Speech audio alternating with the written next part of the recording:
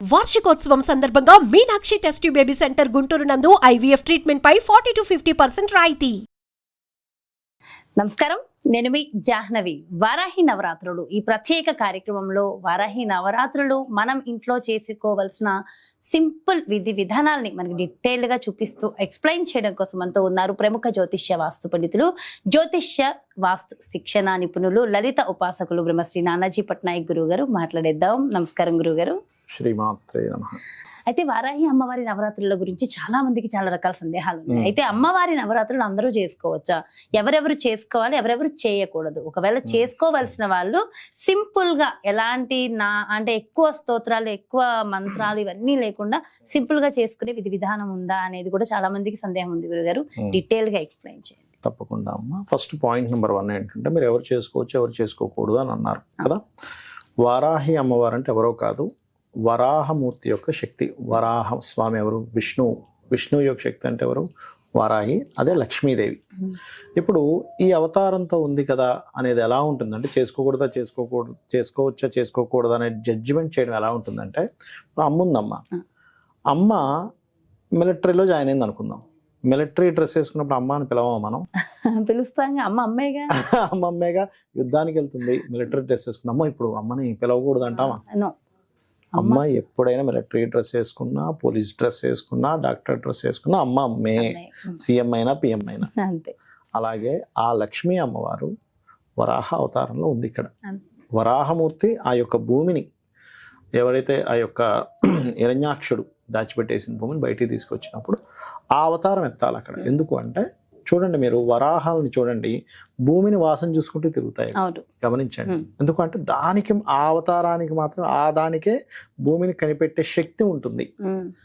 అందుకని మరి ఆ శక్తి ఈ రూపంలో రావాలిగా. అయితే ఇక్కడ ఏంటంటే, ఇది మరి ఎందుకు అందరూ చేయకూడదు అంటారు? ఎందుకు అంటే, శక్తి దేవత ఆరాధన ఎప్పుడు కూడా పూర్వం మన వాళ్ళు ఆ వ్యక్తికి ఓపిక, కామక్రోధాలు జయించిన వ్యక్తిగా ఇచ్చేవారు. లేని పక్షంలో ఏమవుతుందంటే, ఈ వ్యక్తి అనవసరంగా కోపద్వేషాలు కనుక వెళ్ళినట్లయితే అది అతనికి మంచిది కాదు, అతనితో గొడవ పెట్టుకున్న వాళ్ళకి మంచిది కాదు, ఇద్దరికీ నష్టం అని చెప్పని అలా ఓపిక ఉన్న వాళ్ళకి ఇచ్చేవారు. అయితే అది ఎంత గురువుల లెవెల్లో బీజాక్షరాలు చేసే వాళ్ళకి, నార్మల్గా అష్టోత్తరాలు చదువుకోవడానికి పెద్ద ఇబ్బంది ఉండదు, స్తోత్రం చేసుకోవడానికి, నమస్కారం చేసుకోవడానికి. అయితే ఇది 9 రోజులు నిత్య పూజ ఉంటుంది. కానీ మనకి ఆ 9 రోజులు స్పెసిఫిక్గా ఉండే నక్షత్రాన్ని బట్టి కొన్ని నైవేద్యాలది మార్చుకోవడము, కొన్ని పుష్పాలతో చేయడము, ఇట్లాంటివి కొన్ని మార్పులు చేసుకున్నప్పుడు మాత్రం దాని రిజల్ట్ ఇంకొంచెం ఎక్కువగా వస్తుంది. ఎందుకంటే అమ్మవారిని కనుక మీరు చూసినట్లయితే, చేతిలో రోకలి, ఒక చేతిలో రోకలి, ఒక చేతిలో నాగలి ఉంటుంది. అంటే ఏమిటి? మాతృస్వరూపం. సప్తమాతృకల్లో ఒక మాతృక, 5వ మాతృక అమ్మవారు. కాబట్టి ఏంటి, ఈ లలిత అమ్మవారే సప్తమాతృకులుగా అవతారం వచ్చింది, అందులో 5వ మాతృకులుగా వారాహి అమ్మవారు. అంటే ఏంటి? దున్నడము, మరలా దాని దంచి ఆ అన్నాన్ని ఇవ్వడం, అంటే మాతృస్వరూపం అమ్మవారు. అదేవిధంగా భూ వివాదాలు మరియు అనేకమైనటువంటి గొడవలు ఇంకా చాలా ఉంటాయిలేండి, ఒక్కొక్కటి చెప్తూ ఉంటాను నేను. ఆ రకంగా అన్ని రకాలుగా అమ్మవారు కాపాడుతుంది మనల్ని. ఓకే. అయితే 9 రోజులు మనం జరుపుకుంటూ ఉంటాం కదా. 9 రోజుల్లో ఏ రోజున ఏ విధంగా జరుపుకుంటే అమ్మవారి అనుగ్రహం పొందగలమంటారు? అయితే గురువు గారు, మరి మొదటిగా ఈసారి శనివారం మొదలైంది కదా. శనివారము అంటే ఆ రోజు ఏ విధి విధానాల ప్రకారం మనం అమ్మవారిని పూజించడం వల్ల మనకు అనుగ్రహం కలుగుతుంది, ఎలాంటి అనుగ్రహం కలుగుతుందో కూడా. వారాహి అమ్మవారిని శనివారము పునర్వసు నక్షత్రం వచ్చిన రోజు ఎవరైనా సరే అమ్మవారిని, ఇక్కడ భక్తి ప్రధానం గుర్తుపెట్టుకోండి. మనం ఎంత హడావిడిగా చేసేస్తున్నామా, రకరకాల మంత్రాలు తంత్రాలు చేసేస్తున్నామా? కాదు. భక్తి అంటే ఒక తల్లిని చూసినప్పుడు మనకి ఎటువంటి భావన కలుగుతుంది? అయ్యో అమ్మ అని ఒక ఫీలింగ్ వస్తుంది, చూసారు? ఇప్పుడు తల్లిని ఎవరైనా ఒక చిన్న మాటను మనం తట్టుకోలేం, అంతే కదా. అలాగే అమ్మని అంటావా? అమ్మ ఈక్వల్ టు అమ్మవారు. ఓకే. అలా ఏంటంటే, ఒక అమ్మకి సేవ చేస్తున్నాను అనే భావనతో పూజ చేయాలి ఇప్పుడు కూడా. ఒక పిల్లవాడిని జాగ్రత్తగా చూసుకుంటున్నాను, నా పిల్లవాడు ఇంకొక ముద్ద ఎక్కువ తింటే ఎంత బాగుంటుందో అనేటువంటి భావనతో పూజ చేయాలి. అయితే ప్రేక్షకులకి ఇక్కడ ఒక విషయాన్ని చెప్తున్నాను, చొక్కా వేసుకోకూడదు, షూటింగ్ కాబట్టి వేసుకున్నాను. పంచి కట్టుకోండి ఖచ్చితంగా, పై వస్త్రం వేసుకోండి. కాబట్టి పర్పస్ కాబట్టి ఇక్కడ వేసుకున్నాం అంతే. రైట్. అయితే ఇక్కడ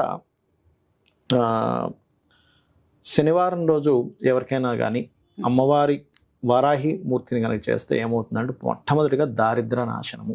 గుర్తుపెట్టుకోండి, శనివారం జాబ్స్ రావట్లేదు, శనివారం వారాహి అమ్మవారి స్తోత్ర పఠనం కనుక చేసినట్లయితే జాబ్స్ రావడం, జాబ్స్లో ఇంప్రూవ్మెంట్స్ కలగడం కూడా జరుగుతుంది. అయితే ఈ వారాహి పటమే పెట్టి చేసుకోవాలా, లేకపోతే లలితా అమ్మవారి పటం కూడా పెట్టుకోవచ్చు అంటే పెట్టుకోవచ్చు. అయితే మనకి ఇక్కడ ఈ రోజు మనకి వైట్ కలర్ దొరకలేదు కాబట్టి బ్లూ కలర్ పెట్టుకున్నాం. ఇవాళ పొద్దున్నే మనం వెళ్ళి అప్పటికప్పుడు బ్లూ తెచ్చుకున్నాం, సరేలే వీడియోలో చెప్దాంలే అని. బట్ శ్వేత వారాహి పెట్టుకుంటే మంచిది. ఒక్కొక్క రోజు ఒక్కొక్క పటం మార్చాలా గురు? అక్కర్లేదు, అదే ఫస్ట్ డే ఏదైతే పెట్టామో ఆఖరి వరకు అది అక్కడే ఉంటుంది, దాని కథ పరువు గుర్తుపెట్టుకోండి. సో శ్వేతవారాహి పెట్టుకుంటే చాలా మంచిది. అదే విధంగా నైవేద్యం కూడా ఫస్ట్ డే శనివారం రోజు పెట్టేటువంటి నైవేద్యం ఎప్పుడైనా గుర్తుపెట్టుకోండి, గూడ అన్నము అంటే బెల్లముతో తయారు చేసిన అన్నాన్ని నైవేద్యంగా పెట్టాలి. పెట్టినట్లయితే వీళ్ళకి శని సంబంధించిన దోషాలు ఉంటాయి, శని మహర్దశ నడుస్తున్నా లేకపోతే శనికి సంబంధించినటువంటిది ఏదైతే ఉంటుందో గోచారి శని, వీటికి సంబంధించిన దోషాలు కూడా అమ్మవారు మనకి ఆ ఇబ్బంది పడకుండా కాపాడుతుంది, మన కర్మని తగ్గిస్తుంది. ముఖ్యంగా ఏంటంటే పుణ్య ఫలితాన్ని ఎక్కువగా ఇస్తుంది అమ్మవారి గంధంతో కనుక పూజ చేసినట్లయితే. ఈ రోజు ప్రత్యేకంగా బెల్లము నైవేద్యము లేదా బెల్లముతో చేసిన పదార్థాన్ని నైవేద్యంగా ఎక్కువ గంధంతో పూజ చేయాలి శనివారం నాడు. అప్పుడు ఏమవుతుంది, గంధంతో సేవించడం వల్ల, అంటే నిత్యము 9 days గంధంతో సేవించాలి. అది కాకుండా వస్త్రాలు కూడా దీక్ష తీసుకునేవారు గంధం రంగు డ్రెస్సే వేసుకుంటారు, ఎందుకంటే గంధం భూమికి సంకేతం, భూమికి సంకేతం వేసుకుంటారు. కొన్ని ప్రదేశాల్లో వారాన్ని బట్టి డ్రెస్ కూడా వేసుకునే వాళ్ళు ఉంటారు. బట్ ఫైనల్ గా గంధం రంగు వేసుకోవడం మంచిది. కొంతమంది ఏం చేస్తారంటే శనివారం చేసేటప్పుడు నీలం రంగు ఇట్లా కూడా వేసుకుంటారు. బట్ ఏంటంటే గంధం ఈజ్ బెస్ట్. అదే విధంగా ఈ శనివారం రోజు చేసేటప్పుడు పర్టికులర్ గా ఏంటంటే పత్రములు కూడా కొన్ని డిఫరెంట్ పత్రాలతో కూడా పూజిస్తారు. అప్పుడు కూడా వీళ్ళకి లక్ష్మీ ప్రాప్తి కలుగుతుంది, శని దోషాలు పోతాయంటూ ఉంటారు. అదొకటి చేసుకోవాలి. అండ్ అదేవిధంగా మరొకటి ఏంటంటే ఈ శనివారం నాడు మరింత ఎక్కువ దోషం ఉందండి, మాకు చాలా దారిద్రం అనిపిస్తున్నాం అనుకునేటప్పుడు బెల్లం అన్నాన్ని ఎక్కువగా నైవేద్యం పెట్టి దాన్ని పంచమని చెప్తారు. పంచినట్లయితే కూడా వీళ్ళకి శని సంబంధించిన దోషాలు పోతాయి. అలాగే ఈ పూజతో పాటు శనివారం నాడు శని కుజ కేతు గ్రహాల దగ్గర దీపారాధన చేసి వాటికి సంబంధించిన స్తోత్రం చేసుకుంటే కూడా చాలా మంచిది, అమ్మవారి. అదే విధంగా శని ఎవరికి కారకుడు, ఈ పేదవాళ్ళకి, ఈ చిన్న వర్క్స్ చేసుకునే వాళ్ళకి, బీదులకి, అడుక్కునే భిక్షాటం చేసుకునే వాళ్ళకి వీలైనంత మటుకు అన్నదానంగా అవన్నీ చేస్తే ఇంకా తొందరగా వీళ్ళకి క్లియర్ అవుతుంది. అంటే ఒక రోజు ఒక పూజ మనం చేస్తున్నామంటే దానికి సంబంధించినటువంటివన్నీ కూడా పాటించాలి. అలాగే ఈ శనివారం నాడు గో సేవలో బెల్లము అరటికాయలు గోవు తినిపించాలి. పునర్వసు నక్షత్రం ఏర్పడింది కాబట్టి ఇక్కడ ఎలా అంటే మనకు చూడండి, ఇప్పుడు పుష్యమి నక్షత్రం రోజు ఆదివారం వస్తే రవి పుష్య యోగము అంటాం. అట్లాగే పునర్వసు నక్షత్రం శనివారం వస్తే కూడా కొంతవరకు ధర్మకర్మాది యోగము, గురుకర్మ యోగం ఏర్పడుతుంది. అలాంటప్పుడు ఏంటి, అందులో ఎలాంటి ప్రత్యేక చేస్తే మంచిది.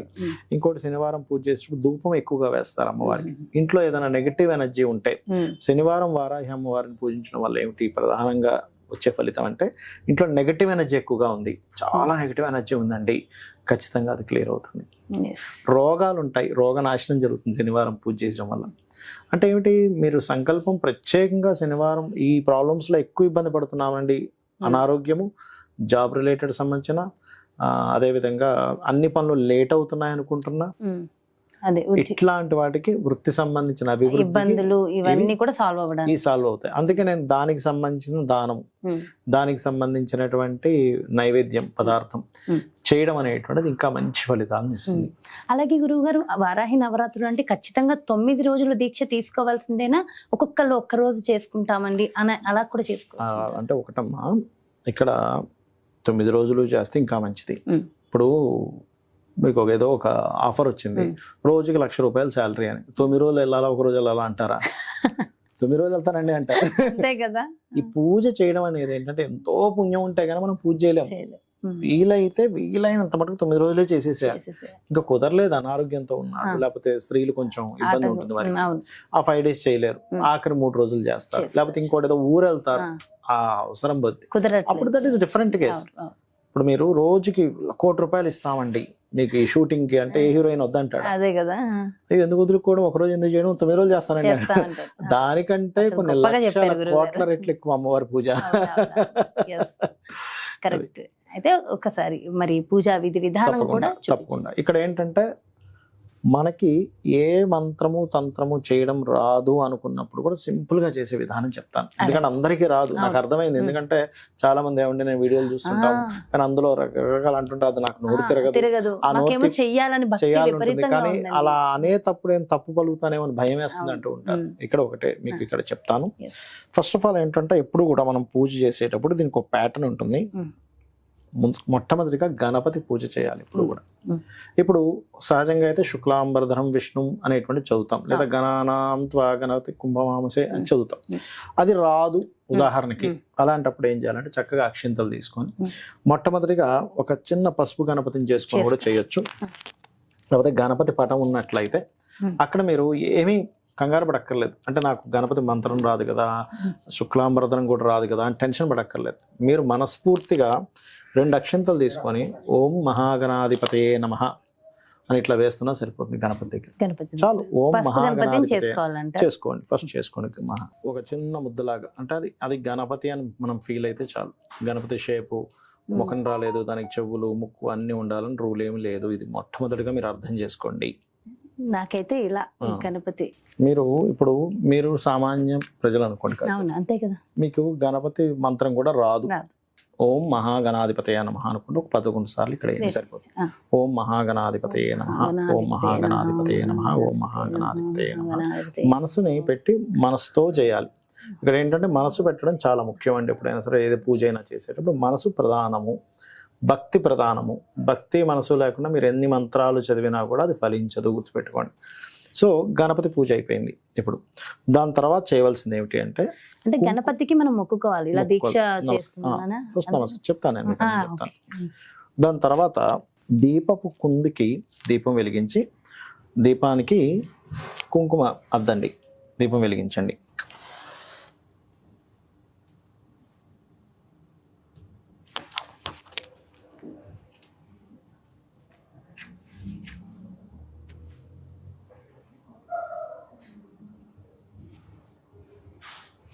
మొట్టమొదటిగా గణపతికి మహాగణాధిపతయే నమః అనుకున్న తర్వాత దీపాన్ని వెలిగించాలి. దీపం వెలిగించి ఒకసారి ఆ యొక్క దీన్ని కూడా చూపించేసి అక్కడ పెట్టేసిన తర్వాత మీరు ఎప్పుడు కూడా గణపతి పూజ తర్వాత దీపారాధన, దీపానికి ఒక్కసారి నమస్కారం చేసుకొని అక్షింతలు కుంకుమ అంటించడం, కుంకుమ పెట్టండి దీపానికి. కుంకుమ పెట్టి నమస్కరించుకోవాలి. దీపం కూడా సాక్షాత్ స్వామివారి అమ్మవారి స్వరూపమే అని చెప్పి భావిస్తూ పెట్టాలి. అంటే మీకు ఆ భావన కలగాలి. ముఖ్యంగా ఎప్పుడు కూడా పూజ చేసేటప్పుడు భావన చాలా ముఖ్యము, గుర్తుపెట్టుకోండి. గణపతి పూజ, దాని తర్వాత దీపారాధన, దాని తర్వాత ఏం చేయాలనేటువంటిది కూడా చెప్తాను. అయితే ఇక్కడ ఎప్పుడు కూడా దీపానికి దండం పెట్టుకోండి. దీపం కుంకుమ పెట్టిన తర్వాత దండం పెట్టుకున్న తర్వాత ఆచమనం చేయాలి. ఓం కేశవాయ స్వాహ, నారాయణాయ స్వాహ, మాధవాయ స్వాహ అంటాము. కేశవ నామాలు మొత్తం వచ్చు. ఓం గోవిందాయ నమః, విష్ణవే నమః, మధుసూదనాయ నమః అని అన్నీ వస్తే అన్నీ చేయొచ్చు. లేదంటే అన్నీ రావు అనుకుంటే నారాయణ నారాయణ అనుకున్నా సరిపోతుంది. నారాయణ నారాయణ నారాయణ నారాయణ అనుకున్నప్పుడు అంటే ఇప్పుడు అందరికీ అన్నీ రావు కాబట్టి చెప్తున్నా ఇది ప్రత్యేకంగా. సో ఆ నారాయణ నారాయణ అనుకుంటూ చేసిన తర్వాత కొన్ని అక్షింతలు తీసుకోండి. వాసన చూసి ఎడమ చేతి నుంచి పక్కకు పడేసేయండి. ఎందుకు చేస్తారు ఇది అంటే మన లోపల తెలియకుండానే మనకి చుట్టుపక్కల కానీ మన లోపల కానీ ఒక తామసత్వ గుణాన్ని, అదేవిధంగా మనలో ఉండే నెగటివ్ ఎనర్జీ వాసన చూసి పక్కన పడేసినప్పుడు ఏమవుతుందంటే అది పోతుందన్నమాట. ఒక పాజిటివ్ ఎనర్జీ రావడానికి వాసన చూసి పక్కన వేస్తారు. చాలామంది ఎందుకు వాసన చూస్తారు అనుకుంటుంటారు. అలాగే వాసన చూసి అక్షింతలు వేసిన తర్వాత ప్రాణాయామం చేయాలి. ఇలా ముందు ఎడమ ముక్కు నుంచి తీసుకొని, కొంతమంది కుడి ముక్కు నుంచి కూడా తీసుకుంటారు, బ్లాక్ చేసి మళ్ళీ ఉదయం ప్రాణాయామం చేయాలి. ఎందుకు ప్రాణాయామం చేస్తామంటే మనకు నెగిటివ్ ఎనర్జీ అనేటువంటిది ఇంకా ఏదైనా లోపల ఉన్నా కూడా మనం పూజ చేస్తున్నప్పుడు ఎక్కడ ఏ ఆటంకం కలగకుండా ఉండడానికి ఒక పాజిటివ్నెస్ని ఇస్తుంది ప్రాణాయామం కూడా. అందుకని ప్రాణాయామం చేయాలి. దాని తర్వాత ప్రాణాయామం చేసేటప్పుడు కూడా మనసులో ఏదైనా అనుకోవాలా అంటే అమ్మవారిని శ్రీమాత్రే నమః అనుకోవచ్చు, లేదా నారాయణ నారాయణ అనుకున్నా కూడా సరిపోతుంది. ఎందుకంటే ఎందుకు నారాయణ నారాయణ అనాలని చెప్తారు. అమ్మవారు ఎవరు? లక్ష్మీదేవి. నారాయణ మంత్రం ఎక్కడ ఉంటే లక్ష్మీదేవి అక్కడే ఉంటుంది, స్థిరంగా ఎక్కడికి పోదు. కాబట్టి ఓకే. అలాగే ఇది అయిన తర్వాత సంకల్పం చెప్పుకోవాలి. సంకల్పం అంటే అందరికి మంత్రోత్సంగా రాదు. అమ్మ నేను నీకు పూజ చేస్తున్నాను, నాకు ఇప్పుడు ఉన్నటువంటి ఇబ్బంది ఇది ఉంది, మీ గోత్రము నామము చెప్పుకొని ఇప్పుడు మీకు గోత్రం నామం తెలిసిన వాళ్ళు ఉంటారు, గోత్రం నామం తెలియని వాళ్ళు కూడా ఉంటారు కొంతమంది.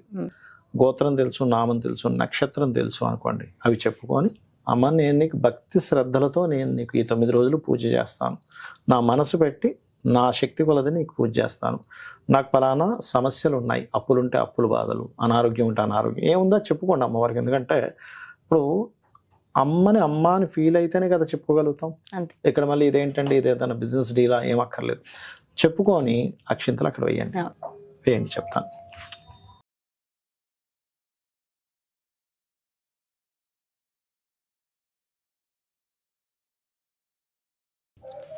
దీని తర్వాత గంటానాదం తీసుకోండి.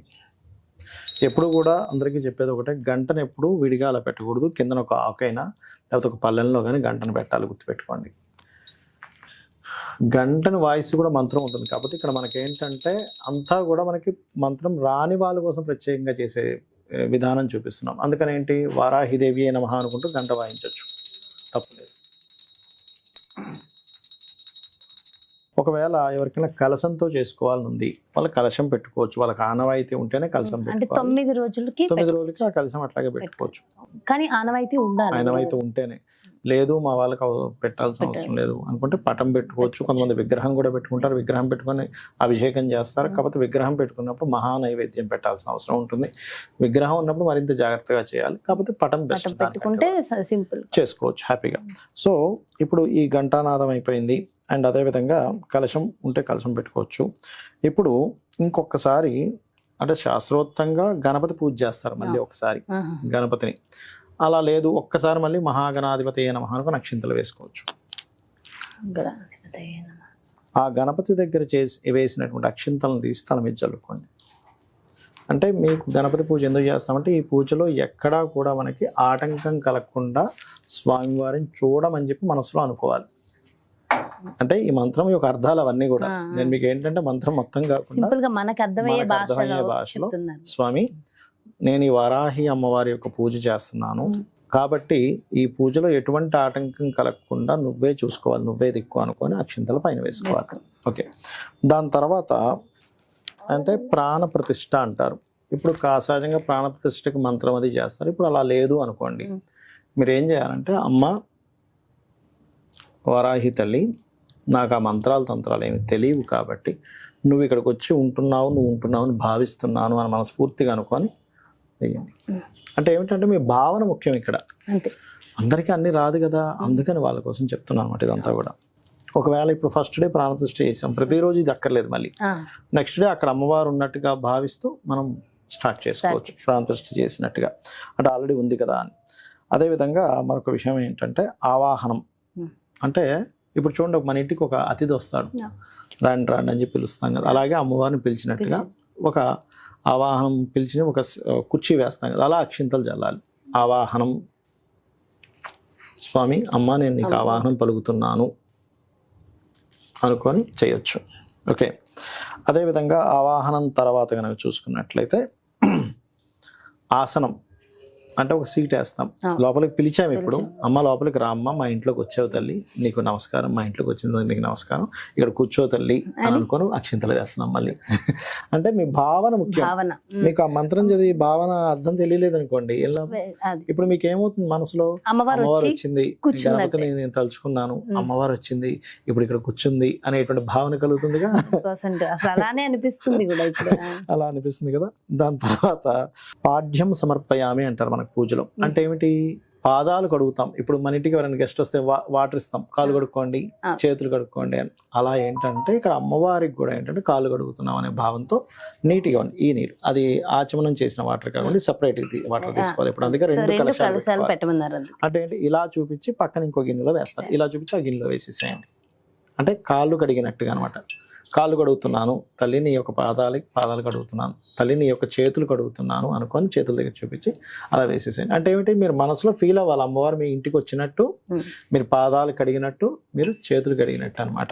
Feeling is most important. ఎప్పుడు అప్పుడు ఏమవుతుందంటే మీకు అటాచ్ అవుతారు అమ్మవారితో, కనెక్ట్ అవుతుంటారు అనమాట ఈ రకంగా. ఓకే, అదేవిధంగా స్నానం కూడా చేయించినట్టుగా, స్నానం చేయించినట్టుగా. దాని తర్వాత మనం ఏం చేస్తాం, వస్త్రం ఇస్తాం. ఇంటికి వచ్చిన వ్యక్తి కాళ్ళు చేతులు కడుక్కున్నాడు, లేకపోతే స్నానం చేసిన ఈ వస్త్రాలు కట్టుకున్నాడు, అలా వస్త్రం ఇస్తున్నాం అమ్మవారికి. అంటే మన ఇంటికి వచ్చిన అమ్మవారికి ఇవన్నీ చేస్తున్నాం, ఒక గెస్ట్ లాగా వచ్చిందని ఫీల్ అయ్యి. ఇవన్నీ ఉన్నాయి, తెచ్చుకుని పెట్టుకుని సమర్పించవచ్చు. లేకపోతే అక్షింతలు కానీ దూదితో చేసినటువంటి దూదిని కూడా సమర్పిస్తారు. వస్త్రము అని, వస్త్రం సమర్పయామి అంటే వస్త్రం నేను నీకు సమర్పిస్తున్నాను తల్లి, నీకు బట్టలు ఇస్తున్నాను అమ్మా, నీకు వస్త్రం ఇస్తున్నాను మనస్ఫూర్తిగా ఫీల్ అయ్యి ఇవ్వాలి. అంటే మీ మనసు దానికి కనెక్ట్ అవ్వాలి అలాగా. ఓకే, అదేవిధంగా ప్రతిదీ ఇచ్చేటప్పుడు ఏం చేయాలంటే ఒకసారి నీళ్ళు చూపించి వదులుతుండాలి. గుర్తుపెట్టుకోండి, వస్త్రం ఇచ్చాము ఒకసారి నీళ్ళు చూపించి వదులుతుండాలి. అంటే మనం చూడండి ఏదైనా చేసినప్పుడు ఒకసారి చేతుల్లో తుడుచుకుంటాం, అంటే మనం ఎప్పటికప్పుడు శుద్ధి చేసుకుంటున్నాం అనమాట నీళ్ళు చూపించి వదలడం అనేటువంటిది. యజ్ఞోపవీతము అంటారు, అంటే యజ్ఞోపవీతాన్ని కూడా ఇస్తారు అమ్మవారికి. యజ్ఞోపవీతం అని దూదితో ఇస్తాం, మళ్ళీ దూదిని ఇవ్వడమే, లేదా యజ్ఞోపవీతాన్ని ఇవ్వచ్చు, తప్పులేదు. ఓకే, సో ఒక దూదని లేదా అక్షింతనైనా ఇవ్వచ్చు మీరు యజ్ఞోపవీతం అనేటువంటి భావనతో. దూది లేదు కాబట్టి అక్షింతలు కూడా చేయొచ్చు, కానీ దూది తీసుకుంటే మంచిది.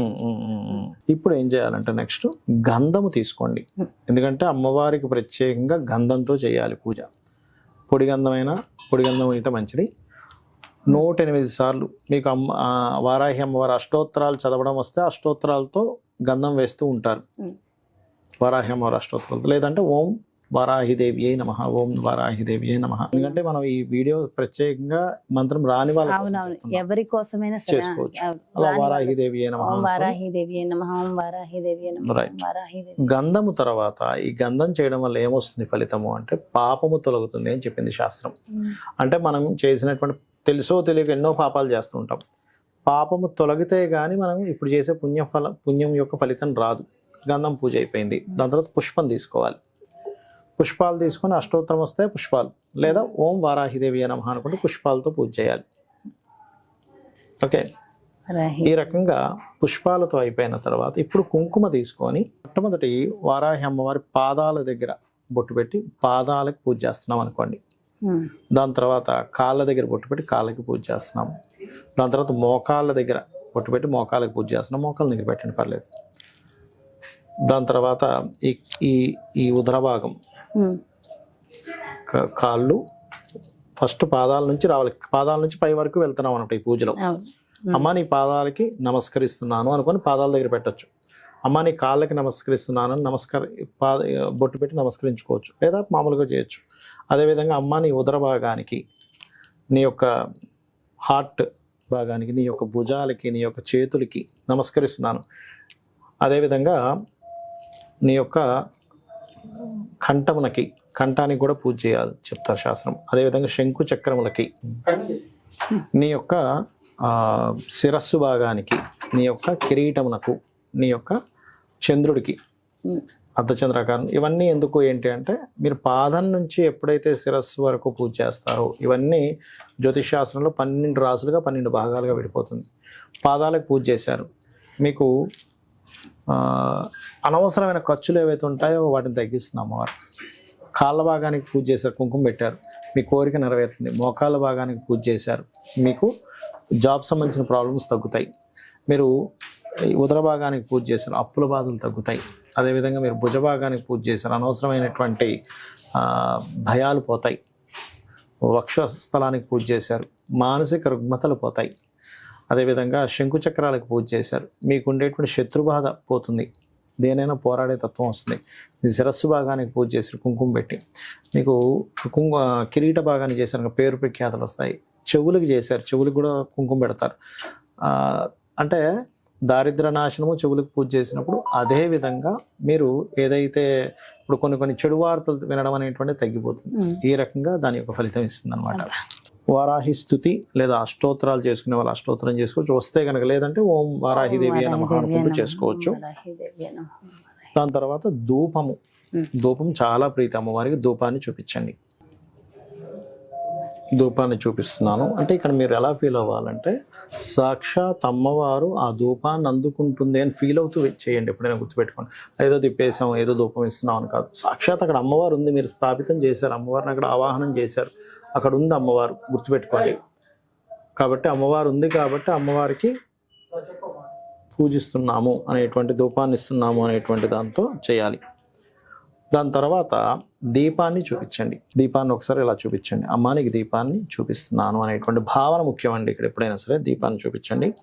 అదేవిధంగా నైవేద్యం ఏమి నైవేద్యం ఉంటే అది అదేవిధంగా నైవేద్యం చేయలేని అరటిపళ్ళు, ద్రాక్ష పండు ఏదైనా పెట్టొచ్చు. కాకపోతే ప్రత్యేకంగా మీ కోరిక ఏదైనా ఉంది, సంకల్పం ఉంది, అప్పుడు దానికి తగ్గట్టుగా నైవేద్యాలు మనం ఒక్కొక్క రోజు చెప్తున్నాం. ఒకవేళ చేసుకోవాలి శనివారం అనుకున్న వాళ్ళకి, శనివారం అనుకునేటువంటి వారికి శనివారం అనుకోండి గూడాన్నం, ఆదివారము రవ్వ కేసరితో అట్లా, సోమవారము చక్కెర పొంగలి అట్లా చేసుకోవచ్చు. లేదా పాయసాన్నము చెప్తాను నేను. ఒక్కొక్క రోజుకి మనం చేస్తుంటాం కాబట్టి ఒక్కొక్క రోజుకి ఒక్కొక్కటి. సో ఇప్పుడు నైవేద్యం ఎప్పుడు కూడా అరటిపళ్ళు ఇలా ఉంటాయి కదా, ఈ అరటిపండు ఒలవాలి ఎప్పుడు కూడా. మనం చాలా మంది ఏం చేస్తారు, అలా పెట్టేస్తారు. అలా ఒలిచి దీనికి నీరుని ఇలా చూపించి, మంత్రం రాదు, ఓం ప్రాణాయ స్వాహ, ఉదాయ స్వాహ, సమానాయ స్వాహ అదేమి రాదు అనుకోండి, ఉదాహరణకి మీరు ఇలా చూపించవచ్చు. అమ్మ నీకు ఇస్తున్నాను, మనస్ఫూర్తిగా ఇస్తున్నాననే భావనతో చేయండి, మీకు మంత్రం రాకపోయినా కూడా. అదేవిధంగా నైవేద్యం తర్వాత చూసుకున్నట్లయితే తాంబూలం, ఒక ఆకు ఒక్క తీసుకొని తాంబూలాన్ని పెట్టాలి. ఆకు ఒక్క పువ్వులు కాయిన్ పెట్టాలి. ఆకు ఒక్క పువ్వులు ఒక అరటిపండు కూడా పెడతారు, అవి అక్కడ పెట్టండి. అక్కడ సమర్పిస్తున్నాం అంటే మీరు తాంబూల సమర్పయామి అనుకోవచ్చు. తాంబూల సమర్పయామి అని మనస్ఫూర్తిగా. ఇక్కడ ఏంటంటే ఒకటే గుర్తుపెట్టుకోండి, మన మనస్సుని అక్కడ ఉంచాలి. ఉంచుతూ తాంబూల సమర్పయామి, అమ్మానికి తాంబూలం ఇస్తున్నాను తీసుకో అంటే అక్కడ అమ్మ ఉంది అనేటువంటి భావంతో చేయండి. దాని తర్వాత తాంబూలం ఇచ్చిన తర్వాత మీరు కర్పూరం హారతి ఇవ్వండి. గంట వాయించండి, ఇట్లా తిప్పండి పర్లేదు.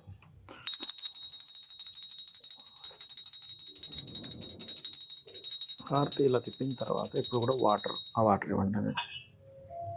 ఎప్పుడు కూడా ఇలాగా తిప్పాలన్నమాట. దీనికి ఇలా ఓకే వేసి చూపించాలి. చూపించి మీతో పూజ చేసే వాళ్ళకి చూపించడం, వాళ్ళని హారతి తీసుకోమన్నాం. మనం దాని తర్వాత మనం హారతి తీసుకోవడం చేయాలి. ఎప్పుడు కూడా మీ మనసు అక్కడ లగ్నమై చేయాలి. ఏ పనైనా సరే అప్పుడే కనెక్ట్ అవుతుంది. మనం ఎన్ని ఆర్భాటాలుగా చేసినా సరే అవ్వదు, గుర్తుపెట్టుకోండి. దాని తర్వాత మంత్రపుష్పం చదువుతారు. అండ్ అక్షింతలు అంటే పుష్పాలు, కొన్ని అక్షింతలు తీసుకొని ఆత్మ ప్రదక్షిణం చేసుకున్నట్టుగా చేసుకొని, ఆత్మ ప్రదక్షిణం అంటే ప్రదక్షిణం చేసినట్టుగా చేసి అమ్మవారి దగ్గర వదిలేసి నమస్కరించుకోవడమే. ఇది లేదు అంటే లేచి నుంచునే ప్రదక్షిణ చేసుకోవచ్చు, ఆత్మ ప్రదక్షిణం చేసుకోవచ్చు, అలాగైనా చేసుకోవచ్చు. సాష్టాంగ నమస్కారం చేసుకోవాలి. స్త్రీలైతేనేమో సాష్టాంగం చేయాల్సిన పని లేదు, పురుషులైతే కంప్లీట్ సాష్టాంగ నమస్కారం చేసుకోవాలి. ఎప్పుడైనా సరే చేసుకొని క్షమాపణ, అమ్మ నా వల్ల ఏదైనా తప్పు జరిగితే క్షమించు అని చెప్పి అనుకుంటే సరిపోతుంది. పూజలో నాకు ఏదైనా తెలియకో ఏదైనా తప్పు జరిగింది క్షమించు. అప్పుడు ఏమవుతుందంటే మీరు చేసిన పూజలో ఎక్కడైనా మీకు తెలియకుండా ఏదైనా ఫాల్ట్ జరిగింది, అమ్మ క్షమిస్తుంది. ఇది పూజా విధానం. కొబ్బరికాయ ఎప్పుడు కొట్టాలి? కొబ్బరికాయ కొంతమంది కొట్టకూడదు అంటారు, కొట్టొచ్చు అంటారు. కాకపోతే మీరు ప్రేమతో కొట్టవచ్చు, కాకపోతే స్త్రీలు కొట్టకూడదు, పురుషులు కొట్టవచ్చు. కాబట్టి ఒకవేళ కొట్టకపోయినా పర్వాలేదు. సో ఎంత సింపుల్ గా అంటే అసలు సామాన్యులు సైతం అసలు ఏమీ రాదమ్మా నాకు అనుకున్న వాళ్ళు కూడా ఇంత సింపుల్ గా చేసుకోవచ్చు. అంటే ఇన్ని రోజులు పూజలు ఏదో చేసేస్తున్నారు కానీ అంటే నిజంగా చాలా మంది అంటే ఇప్పుడు అందరికీ మంత్రం రాదు కదా. అవునవును, ప్రతి దానికి ఒక మంత్రం చదవాలి, ప్రతిదీ కూడా రాదు. కానీ హార్ట్ లో ఏముంటుంది, పని చేయాలి, ఫీల్ ఉంటుంది. ఫీల్ ఉన్న వ్యక్తి ఇలా చేసుకోవచ్చు. అవును. సో అర్థం చెప్తూ సింపుల్ గా విధి విధానాలు చాలా చాలా అద్భుతంగా ఎక్స్ప్లెయిన్ చేశారు గురువుగారు, ప్రతి ఒక్కరికి డీటెయిల్ గా. అలాగే మరి కొంతమంది కలశం పెట్టుకునే వాళ్ళు ఒకవేళ పెట్టుకుంటే కలశాన్ని ఏం చేయొచ్చు అంటారు? ఆ కలశం ఆఖరిలో అందులో వాటర్ పోసి కానీ లేకపోతే బియ్యం పెట్టి కానీ చేస్తారు. ఆఖరిలో అది తీసేసిన తర్వాత ఆ బియ్యాన్ని పాయసంగా ఉండి నైవేద్యం పెట్టి అందరూ ప్రసాదంగా తీసుకుంటారు. ఉండి మళ్ళీ నైవేద్యం పెట్టేసి తీసేసుకుంటే. అలాగే ఈ పుష్పాలు ఇప్పుడు అయిపోయింది, పూజ అయిపోయింది. ఈ పుష్పాలు ఏం చేయాలని సందేహం, అవునవును, మొక్కల్లో వేయాలి. మొక్కల్లో లేదంటే నీటిలో కూడా వేయచ్చు, నీటిలో కూడా పారే నీరులో వేయచ్చు, మొక్కల్లో వేయచ్చు. ఎక్కడ పడితే అక్కడ చెత్త డబ్బాలో వేయకూడదు.